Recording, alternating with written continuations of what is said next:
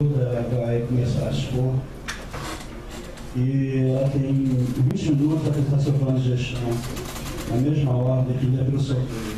Tá? Por favor, Jean.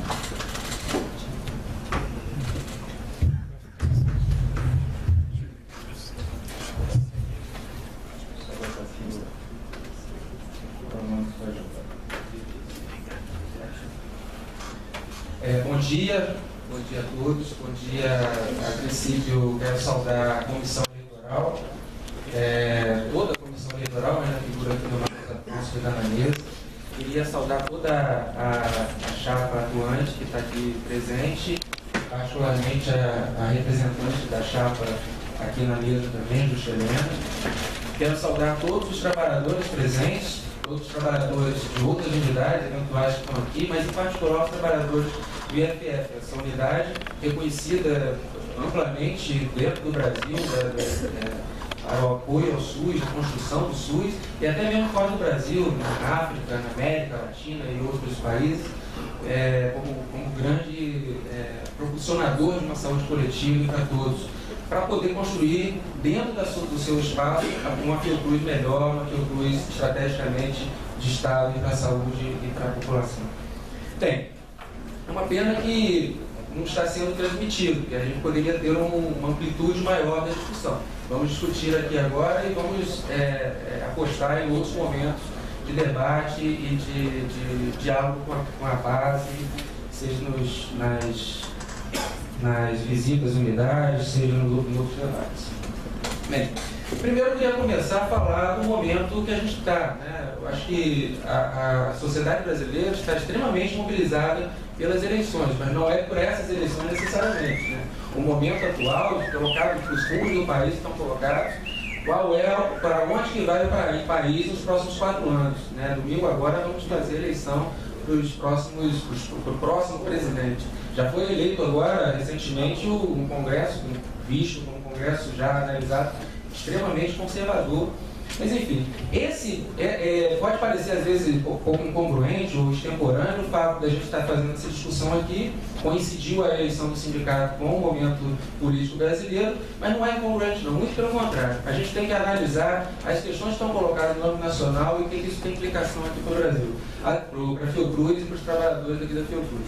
Principalmente diante do cenário colocado já em 2014, não estou pensando nem em 2015 ainda, né, de um conjunto de iniciativas que tiram direitos dos trabalhadores, que demolem direitos dos trabalhadores, que exige uma articulação forte, uma mobilização forte dos trabalhadores. Né. Outras questões são colocadas aí no cenário, pode piorar. Ainda que esteja alguns elementos muito ruins, ainda pode piorar. O Congresso Conservador vai ser muito difícil trabalhar, seja qual chapa entrar lá, para a gente poder ter ganhos efetivos para a Fiocruz e para a classe trabalhadora do futuro. Esses desafios que estão colocados são diversos. A gente pode apresentar alguns aqui que estão colocados ali. Desde alguns que estão dormentes nas gavetas lá do Congresso, ou outros que não estão dormentes e efetivamente estão demolindo os direitos. Por exemplo, ano passado foi amplamente discutido a questão da amplitude da flexibilização das especializações no Brasil. Aquilo que você fala que não pode terceirizar atividades fins, isso está colocado aí. O movimento sindical conseguiu interromper um pouco, está dormente isso, não tenho mínima dúvida que ano que vem isso vai vir com força aí como desafio para a gente. A questão da privatização não está dormente, privatização está corrente aí. Privatização da saúde, da educação, de vários aspectos da coisa pública, particularmente das políticas sociais, particularmente da saúde. E não só a privatização, mas outras estratégias de evangelização, como é o caso da amplitude dos planos de saúde, abertura de capital internacional para a saúde e tudo mais. Né? Outros elementos que a gente pode colocar. O subfinanciamento da saúde, amplamente colocado, vinculado à questão da auditoria, da dívida pública, amplamente que a gente paga muitos juros e tira dinheiro efetivo para as políticas sociais, políticas como um todo. Outro, a política também dormente, o projeto de lei dormente dentro do Congresso, também da linha do desafio importante, da retirada do direito de greve, ou a regulamentação do direito de greve. Aponta-se, por exemplo, para que as greves possam ser em alguns estabelecimentos, né, que a gente tem que ter 100% das pessoas trabalhando. Ou seja, tira o direito do trabalhador se mobilizar e se organizar em prol dos seus direitos. Junto a isso, também, uma criminalização dos movimentos. Né? Todo mundo viu aí, nos últimos tempos, o IBGE teve um monte de trabalhador expulso do IBGE, os metroviários demitidos, os professores levando porrada no passado na greve dos colocados. Isso está no cenário como uma dificuldade, como um desafio grande nos próximos tempos. Junto a isso, a crise econômica mundial, que tem rebatimento aqui no Brasil e vai se falar o tempo todo que o próximo presidente terá que fazer ajustes fiscais. Não tenho mínima dúvida, quando se fala de ajustes fiscais, não está falando de diminuição de lucro do empresário, está falando exatamente de diminuição da potencialidade de ampliação de direitos e de salário para os trabalhadores brasileiros e por consequência da Fiocruz. Ou seja, são ameaças concretas que estão na pauta. São ameaças concretas que fazem com que a gente tenha que se posicionar. O movimento sindical como um todo e as FOC em particular. Junto a isso, um outro elemento. Desde o ano passado, se começa a colocar um grande desprestígio, desacreditado, uma desacreditação sobre instituições públicas e democráticas. A palavra mais falada no passado é: você não me representa. Fala isso dos sindicatos, fala isso dos partidos, fala isso do Congresso, fala isso da política em geral. A gente tem que enfrentar esse tipo de coisa também. Ou seja, um conjunto de pautas bastante concretas que faz com que a gente saiba que esse cenário pode se confirmar parcialmente ou totalmente, mas esse cenário é o que a gente vai apresentar, vai ter que enfrentar em 2015 e nos outros anos, que exige um movimento sindical, muita mobilização e muita articulação entre os demais sindicatos e também com os movimentos populares como um todo. As implicações disso para as FOC faz com que as FOC, seja qualquer uma das duas chapas, tenha que refletir sobre suas pautas, refletir sobre suas estratégias, refletir sobre seus métodos, refletir sobre a concepção de como vai ser enfrentado isso, seja no âmbito interno, as pautas internas, seja em relação às pautas intersindicais. Para as chapas FOC de luta, esse desafio não pode nos colocar como uma coisa que nos amedronte, muito pelo contrário. Todos esses desafios se apresentam como propósito de luta. São, de certa forma, pautam a forma como a gente vai atuar no próximo período.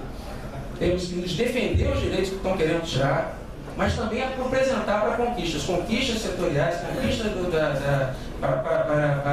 trabalhadores da Fiocruz e conquistas efetivas para toda a classe trabalhadora, sabendo que a nossa luta é a luta de todos também. A gente tem que estar articulado sempre a luta da Fiocruz, a luta por uma sociedade melhor.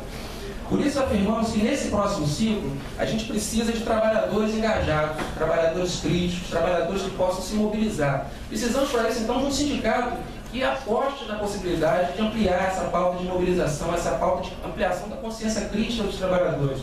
Um sindicato que organize as lutas, um sindicato que favoreça a integração e a geração de saúde dentro do seu próprio ambiente de trabalho.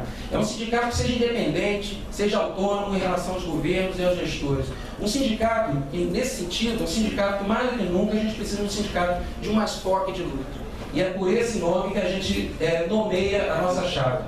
A nossa chapa que é uma chapa efetivamente de oposição à direção atual. Mas quando a gente fala de oposição, a gente está falando assim, que existe uma diferença. A gente não está colocando aqui os rumos que o movimento sindical dentro da Fiocruz tem que tomar. O que nós nos diferenciamos? O que a gente apresenta que é diferente da outra chapa? Não creio que seja em relação exatamente ao programa. O programa sindical, ele vai se aproximar em muitos pontos. Vão ter diferenças, óbvias, mas muitos pontos são... Porque o sindicato, qualquer sindicato, vai ter sempre que colocar como centro a melhoria das condições de trabalho, a melhoria de salário, a melhoria de benefício. Está aqui, vendo as propostas colocadas pela outra chapa, a gente vê lá, mais orçamento para a saúde, enfrentar o subfinanciamento, ok, mas também defender a mesma coisa, mais salários, uma revisão do nosso plano de carreiras de acordo com aquilo que já tem sido discutido com a base e tudo mais nos últimos tempos. Então, dentro do programa, tem afinidade, tem diferença, mas não é por aí que a gente vai se diferenciar. Tem diferença sim, mas não é o ponto principal. Pelo perfil de cada um, também não é. Eu acho que aqui não está em questão quem é mais bonito ou menos bonito, ou quem é mais honesto ou menos honesto. quem tem a ficha mais limpa ou menos limpa. Muito pelo contrário, acredito e tenho valorosos companheiros na outra chapa. E quero crer que, independente de qualquer resultado dessa eleição, quando tiver uma próxima greve, um próximo movimento, estaremos juntos dentro das portarias fazendo greve. Então, respeito enormemente todos os companheiros que estão na outra chapa e acredito que isso deve ser verdade também. Já joguei bola com alguns, enfim, tomei chopes com outros, conversa e fizemos um monte de luta juntos. Também não é, então, pelo perfil pessoal. Pela história de luta, também não creio que seja. A história de luta dos trabalhadores da Fiocruz não pode ser arvorada para um grupo ou outro. A história de luta dos trabalhadores, quem é o dono da história de luta dos trabalhadores é o próprio protagonista dessas lutas, que é o trabalhador da Fiocruz. O Sérgio estava dentro de todas as lutas, todo mundo aqui estava em todas as lutas. Esse é o capital que a gente tem que ser valorizado. Dizer que a história da luta dos trabalhadores se faz a partir de um grupo ou outro, não é justo, não é adequado, às vezes pode ser até colocado de uma forma que a gente é autoproclamatória, proselitista, não é isso que nos diferencia também. Porque a história de luta, todos nós estamos na luta, todos nós estamos na luta. A diferença é se dar em outro ponto. Até porque, quando se fala de nomeação, autoproclamação, não é pela autoproclamação que vai se dizer que alguém é mais atuante ou alguém é mais de luta. Não é pela autoproclamação. É pela prática que a gente tem que ver isso. E pela prática a gente vê um monte de trabalhadores que já participaram de outras direções do sindicato que estão com a gente. Eu cito particularmente, dentro da diretoria, da primeira diretoria da SFOC, tem uns 3 a 4 membros da diretoria original que estão com a gente. Uma delas coloca no nosso site, coloca uma declaração. A todos os meus amigos e colegas de trabalho da Fiocruz, gostaria de convidá-los a participar da campanha da chapa SFOC de luta. Considero que as motivações, objetivos e formas de luta dessa chapa representam o que nós, a primeira direção eleita da SFOC com o nome atuante em 86, buscávamos construir. Ou seja, a chapa SFOC de luta reivindica também essa história de luta que deu na Fiocruz. Então, se não é pelo programa que a gente se diferencia, se não é pela honestidade e a característica pessoal dos membros da chapa, se não é pela história de luta, o que nos diferencia? Eu acredito que nos diferencia é o modelo, a concepção e métodos de como abordar a luta sindical. A gente precisa de um sindicato, nós cremos na escola de luta, e isso tem debate, um sindicato que politize as pautas, que traga, não aposte na despolitização que muitas vezes desmobiliza a classe. A gente acredita num sindicato que deve ser pedagógico, acolhedor, com a diferença, com o posicionamento da base e não agressivo em relação ao que é trazido pelos trabalhadores. Um sindicato que deve ter posicionamentos, propostas, análises estratégicas, articulação com outros sindicatos, um sindicato que permita e tenha efetivamente possibilidade de enfrentamento de desafios e problemas. Já falei e repito, tem que ser um sindicato autônomo, independente aos gestores e aos governos. Um sindicato também que na sua dinâmica interna não se burocratize, não elimine as possibilidades de contradição interna dentro dos seus grupos. Um sindicato que tem que ser transparente e orientado para a prestação de contas, e é bom saudar também os membros dos conselhos dos candidatos ao Conselho Fiscal que querem se apresentar e outros que não estão aqui agora ainda.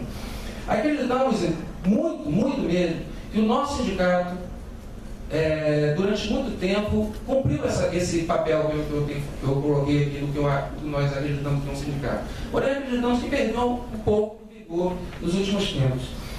O sindicato muitas vezes se apresenta de forma mais burocratizada, despolitizada, encastelada e até procrastinador em determinadas pautas.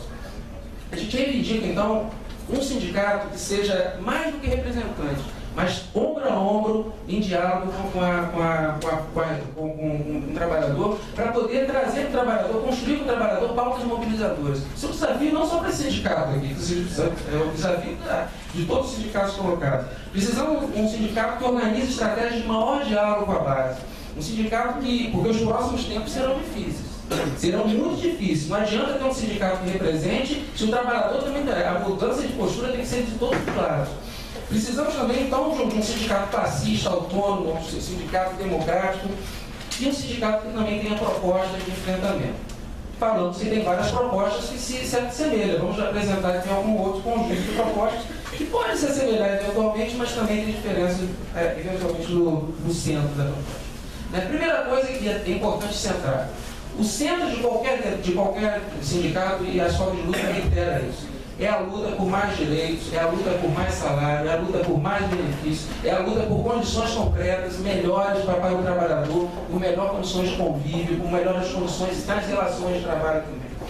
Precisamos, então, para isso, construir um conjunto estratégico. O governo federal não tem política salarial. A forma como lida com o movimento sindical é espontânea, em soluços. A última negociação que o governo abriu foi há 3 anos atrás. Não tem database, a gente tem que lutar por uma database, uma negociação e um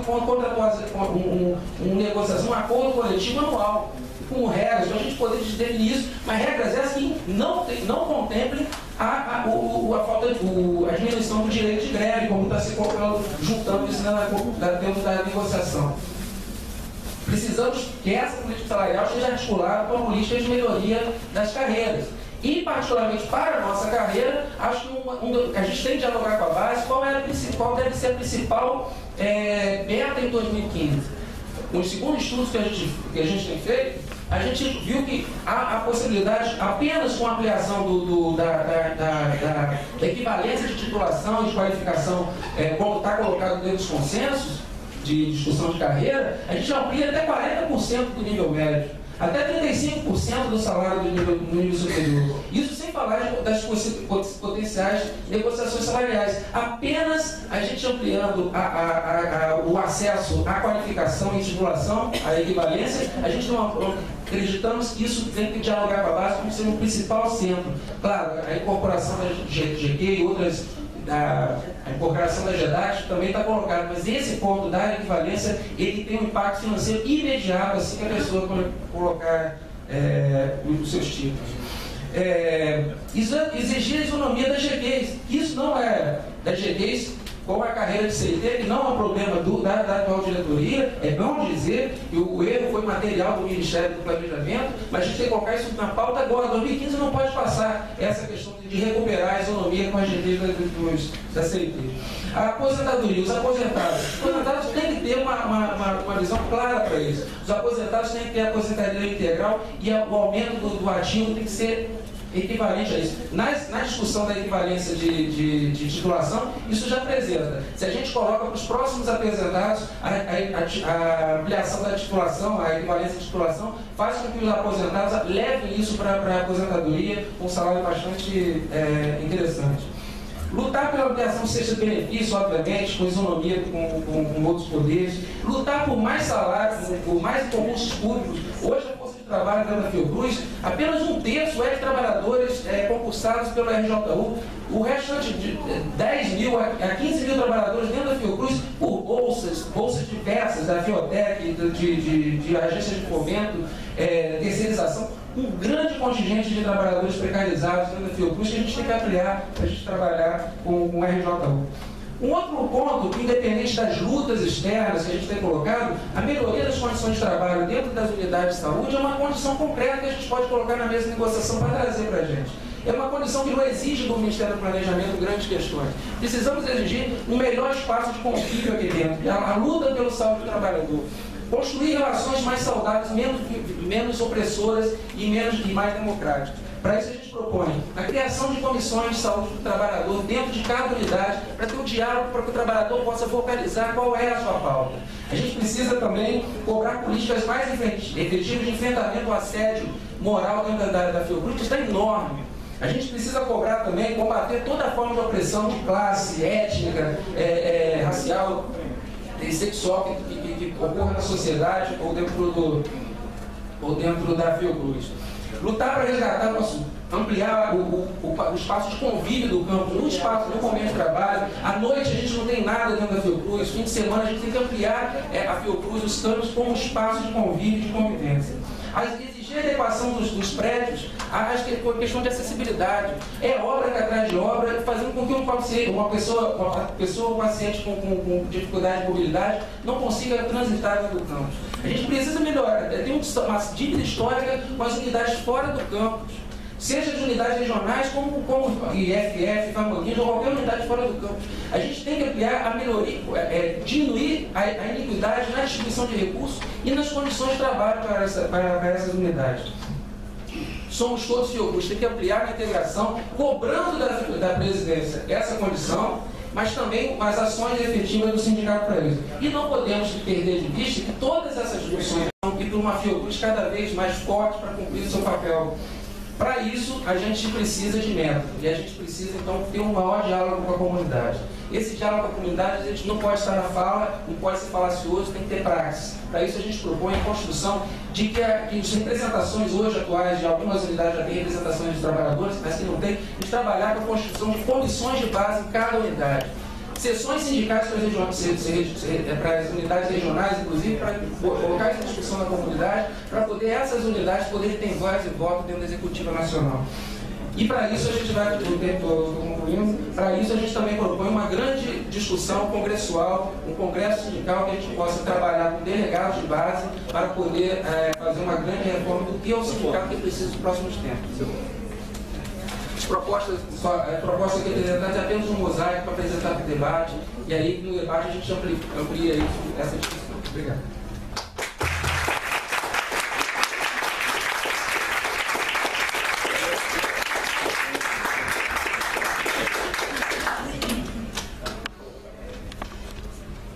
Bom, gente,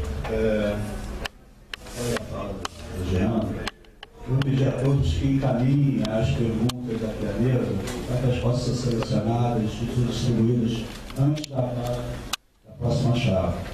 Eu quero agradecer aqui a presença do Dr. Carlos Maciel aqui no auditório, prestigiando o debate.